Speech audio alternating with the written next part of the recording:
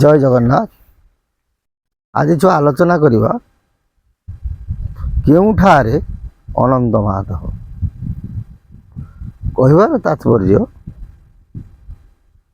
ଯୁଗବାଦ ଗୋଟେ ଲୀଳା ଅଛି। କ'ଣ ଅଛି? ଯୁଗବାଦ ଲୀଳା ଅଛି। ଆମେ କହିଛୁ ଆଗରୁ ଆଦି ଯୁଗ ପରେ ଆସିବ କ'ଣ? ଅନନ୍ତ ଯୁଗ। ଅନନ୍ତ ଯୁଗ କେବେ ଆରମ୍ଭ ହେବ? ନା ଜଗନ୍ନାଥ ଯେତେବେଳେ ଛତିଆ ଯିବେ, ଛତିଆରେ ମହାପ୍ରସାଦ କ'ଣ ହେବ? ଅଭଡ଼ା ହେବ। ଏବଂ ବଡ଼ ଦେଉଳ ଠାକୁର ଯିବେ ଛତିଆ, ମହାପ୍ରସାଦ ଯେତେବେଳେ ଅଭଡ଼ା ରୋଷେଇ ହେବ, ଯେଉଁ ଦିନଠୁ ହେବ ସେଇ ଦିନଠୁ କ'ଣ ହେବ? ଅନନ୍ତ ଯୁଗ ଆରମ୍ଭ ହେବ ବୋଲି ମହାପୁରୁଷ ଅଚ୍ୟୁତାନନ୍ଦ ଦାସ ତାଙ୍କ ଯାଇଫୁଲ ମାଳିକାରେ ପ୍ରମାଣ ଦେଇଛନ୍ତି। ଅନନ୍ତ ଯୁଗରେ ମନେ ରଖିଥାଅ କେଉଁ ଲୀଳା? ଅନନ୍ତ ମାଧବଙ୍କ ଲୀଳା। ଅନନ୍ତ ଯୁଗରେ ଅନନ୍ତ ମାଧବଙ୍କ ଲୀଳା। ଅନନ୍ତ ମାଧବ କିଏ? ସେ ନା ସେ ନିଜେ ହରି, ସେ ନିଜେ ମଧ୍ୟ ହର। ହରିହର ଏକ ରୂପରେ ବିଦ୍ୟମାନ ହେବେ, ଯାହାଙ୍କୁ କୁହନ୍ତି ଅନନ୍ତ ଗୋପାଳ ଲୀଳା। ବୁଝିହେଉଛି? ସେତେବେଳେ ଆସିବେ କ'ଣ ହେବେ? ଠାକୁର ସିଦ୍ଧ ଅଙ୍ଗରେ ବିହାର କରିବେ। ଜଣେ ସିଦ୍ଧ ଶରୀର ଥିବ ଗୋଟିଏ, ସେ ଶରୀର ଦେହରେ ହରି ବିଶ୍ରାମ କରିବେ ଏବଂ ହର ମଧ୍ୟ ବିଶ୍ରାମ କରିବେ। ତାଙ୍କୁ କୁହନ୍ତି ଅନନ୍ତ ମାଧବ। ଅନନ୍ତ ବୋଲନ୍ତି ଶିବ, ମାଧବ ବୋଲନ୍ତି ବିଷ୍ଣୁ ବା ନାରାୟଣ। ଏଇ ଏକ ଅଙ୍ଗରେ ଯେତେବେଳେ ବିଦ୍ୟମାନ ହେବେ ତାଙ୍କୁ କିଏ ଅନନ୍ତ ମାଧବ ବୋଲି କୁହାଯାଏ, ତାଙ୍କୁ ମଧ୍ୟ ଅନନ୍ତ ଗୋପାଳ ବୋଲି କୁହାଯାଏ।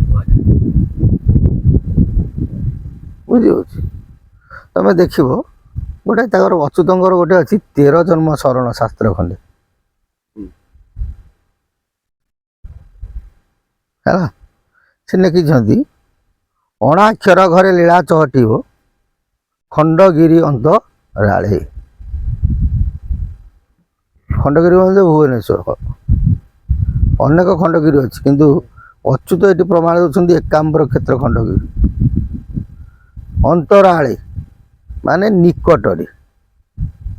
ବୁଝିହେଉଛି ନା? କହିଲେ ଅନନ୍ତ ମାଧବ ଖଣ୍ଡଗିରିର ଅନ୍ତରାଳେ ଉଦୟ ହେବେ। ହେଲା, ଅଣାକ୍ଷର ଘରେ ଲୀଳା ଚହଟିବ। ଅଣାକ୍ଷର ସେ ଘରେ ମାନେ ସେ ଗାଁ ନାଁ ହେଇଥିବ, ଅଣ ଅକ୍ଷରରେ ଗୋଟିଏ ନାଁ ହେଇଥିବ, ସେଇଠାରେ କ'ଣ ହେବେ? ସିଏ ଲୀଳା ପରିପ୍ରକାଶ ହେବେ ବା କରିବେ। କେଉଁଠି? ଏକାମ୍ର କ୍ଷେତ୍ରରେ। ଏଇ କଥା ନେଇକି ସେଇଥିରେ ମଧ୍ୟ ପ୍ରମାଣ ଦେଇଛନ୍ତି।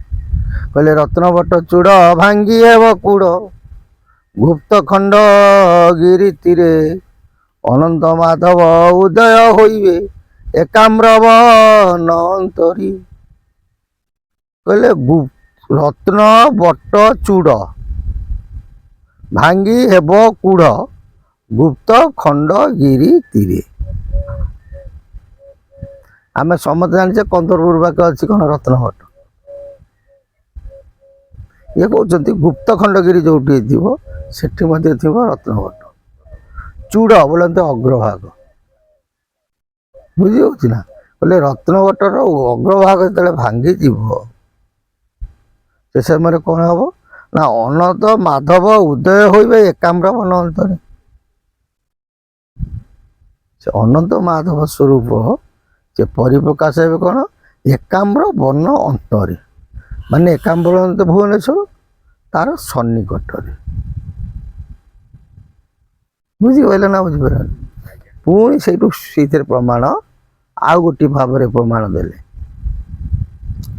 ଲୀଳା ପ୍ରକାଶିବ ଲୀଳାମୟଙ୍କର, ସତ୍ୟ ଏକାମ୍ରବନ।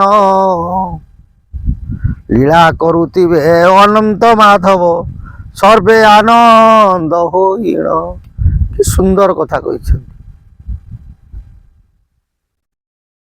ହେଲେ ଲୀଳା ପ୍ରକାଶିବ ଲୀଳାମୟଙ୍କର, ସତ୍ୟ ଏକାମ୍ରବନ। କହିଲେ ଯେଉଁ ଏକାମ୍ରବନ ଏ ଯେଉଁ ଭୁବନେଶ୍ୱର ଏଠି ଦିନେ କ'ଣ ହେବ ପ୍ରଭୁଙ୍କର ଲୀଳା ପରିପ୍ରକାଶ ହେବ। ଲୀଳା କରୁଥିବେ ଅନନ୍ତ ମାଧବ ସର୍ବେ ଆନନ୍ଦ ହୋଇନ। ଏଠି ଅନନ୍ତ ମାଧବ କ'ଣ କରିବେ ଲୀଳା କରିବେ ଏବଂ ସର୍ବେ ଆନନ୍ଦ ହୋଇନ। ଯେତିକ ଭକ୍ତ ତାଙ୍କ ପାଖରେ ଥିବେ ସମସ୍ତେ ଆନନ୍ଦରେ ଥିବେ। ଗରିବ ହେଇନଥିବେ କି ଧନୀ ହେଇନଥିବେ। ଆନନ୍ଦ ଯେତେବେଳେ ଭକ୍ତ ଆଉ ଭଗବାନଙ୍କର ମିଳନ ହୁଏ ବା ଭକ୍ତ ନାରାୟଣଙ୍କର ମିଳନ ହୁଏ ସେ ଯେଉଁ ଭାବ ସେ ଯେଉଁ ପ୍ରେମ ସେ ଯେଉଁ ଆନନ୍ଦ ତାହା ମୁଖରେ ବର୍ଣ୍ଣନା କରି ହୁଏ ନାହିଁ। ମହାପୁରୁଷ ଏତେ ଖୋଲିକି ଲେଖିଲେ। ପୁଣି ଗୋଟିଏ ଗରୁଡ଼ ଶାସ୍ତ୍ରରେ ଗରୁଡ଼ କଳ୍ପ ଶାସ୍ତ୍ରରେ ପୁଣି ଅଚ୍ୟୁତ ମହାପ୍ରଭୁ ତାକୁ ଆହୁରି କ୍ଲାରିଫାଏ କରିଦେଲେ। ଅନନ୍ତ ମାଧବ ରୂପେ ଖେଳୁଥିବି ଏକାମ୍ର ବନ ଅନ୍ତରେ ଡ୍ୟାସ ନାମରେ ହୋଇବି ପ୍ରକାଶ ଅମକ ଜାଗାରେ।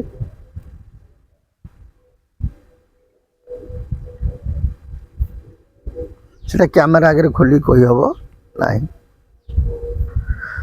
ପ୍ରଭୁ ଯେତେବେଳେ ଆସିବେ ନର ଦେହରେ ବା ସିଦ୍ଧ ଅଙ୍ଗରେ ସେ କେଉଁ ନାମରେ ପରିପ୍ରକାଶ ହେବେ ସେ ସ୍ୱତନ୍ତ୍ର ଲେଖି ଯାଇଛନ୍ତି କେଉଁଥିରେ ଗରୁଡ଼ କଳ୍ପରେ। ଏବଂ ସେ ବ୍ୟକ୍ତି ବିଶେଷ ସଂସାରରେ ଖେଳ କରୁଥିବେ ତାକୁ ଜନମାନସରେ କେହି ଜାଣିପାରିବେ ନାହିଁ।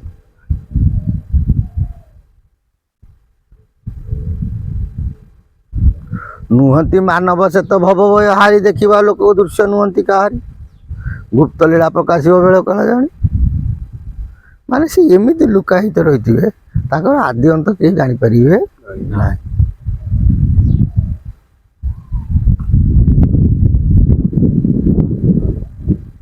ଘର ଘରିଆ ଲୁଚି ବୁଲୁଥିବ ନ ପାଇବେ ଜନେ କେହି। ଠିକଣା ବେଳକୁ ଠକାଇ ନ ଦେବ ଠିକେ ଅଚ୍ୟୁତିକୁ ହୋଇ। ବୁଝିପାରୁଛ ନା ବୁଝିପାରୁଛ? ଏହିପରି ଭାବରେ ଅନନ୍ତ ମାଧବଙ୍କର ଲୀଳା ହେବ ବୋଲି ମହାପୁରୁଷ 13 ଜନ୍ମ ଶରଣ ଗରୁଡ଼ କଳ୍ପ ଶାସ୍ତ୍ର ଏବଂ ଅନେକ ଶାସ୍ତ୍ରରେ ମଧ୍ୟ ପ୍ରମାଣ ଦେଇଛନ୍ତି। ଆମେମାନେ କ'ଣ ଆଖି ଥାଇ କ'ଣ ଆମେ କେହି ଜାଣିପାରିବାନି। ଆମର ଦୃଢ଼ ବିଶ୍ୱାସ ମହାପ୍ରଭୁ ସେଇ ନର ଦେହରେ ସିଦ୍ଧ ଅଙ୍ଗରେ 56 ଅଙ୍ଗରେ ନିଶ୍ଚିନ୍ତ କ'ଣ ହେବେ ପରିପ୍ରକାଶ ହେବେ ବୋଲି ଆମର ଦୃଢ଼ ବିଶ୍ୱାସ।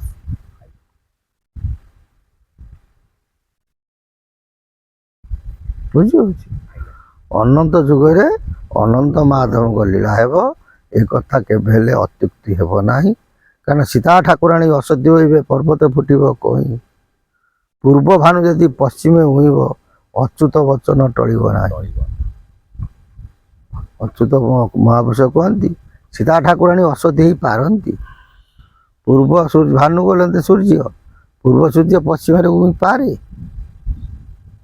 ମୋ ବଚନ ହେଉଛି କ'ଣ ପଥରର ଗାର କେବେ ଅନ୍ୟଥା ହେବ ନାହିଁ। ଠାକୁର ଅଭିରାମ ପରମହଂସଙ୍କ ମତରେ ବେଳ ତ ନିକଟ ହେଲାଣି ଅଭିରାମ ଭାଇ କୁହେ। ବେଳୁ ବନ୍ଧ ବାନ୍ଧିଥିଲେ ଶେଷ ବେଳକୁ ଜମକୁ ଡର ନଥିବ। ଆମେ ଯଦି ବନ୍ଧ ନ ବାନ୍ଧିଥିବା ନିଶ୍ଚିନ୍ତ ଜମକୁ ଭୟ ହେବ। ବାଳକେ ମୋର ବୋଲ କର ବେଳ ମୁଁ ଗୋବିନ୍ଦ ସୁମର। ବାଳୁ ତ କାଳରୁ ପ୍ରଭୁ ଚିନ୍ତିଲାନି ଶେଷ ବେଳକୁ ଚିନ୍ତା କଲା ବେଳକୁ ଆଗକୁ ଥାଏ। ଜୟ ଜଗନ୍ନାଥ। ପ୍ରଭୁଙ୍କ ସଦିଚ୍ଛା ପୂର୍ଣ୍ଣ ହଉ।